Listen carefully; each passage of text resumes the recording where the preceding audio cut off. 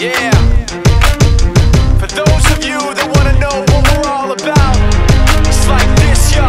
This is 10% luck, 20% skill, 15% concentrated power of will, 5% pleasure, 50% pain, and 100% reason to remember the name.